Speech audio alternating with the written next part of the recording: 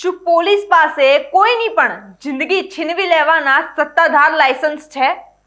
કાયદા વ્યવસ્થા જાળવવાનું કામ કરતી ખાખી વર્દી ક્યારે અને કેવી રીતે પોતે જ જજ, જ્યુરી અને જલ્લાદ બની શકે છે?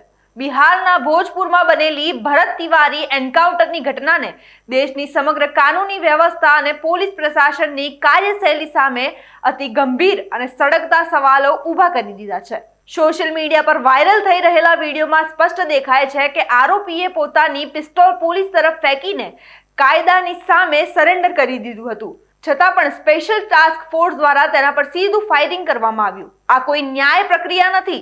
આ સીધી લોકશાહીના કાનૂની માળખાની ઉપરવટ જઈને કરવામાં આવેલી હિંસા છે. જનતાનો આક્રોશ એકદમ વ્યાજબી છે કે જ્યારે ગુનેગાર શરણાગતિ સ્વીકારવા તૈયાર હતો ત્યારે કાયદાને હાથમાં લઈને તેને ગોળી મારી દેવાનો હક પોલીસને કોણે આપ્યો? જો સરેન્ડર કરનારાઓએ પણ આ જ રીતે રસ્તા વચ્ચે ખતમ કરી દેવામાં આવશે તો દેશની ન્યાયપાલિકા અને જેલ પ્રશાસનની ઉપયોગિતા શું રહી જશે?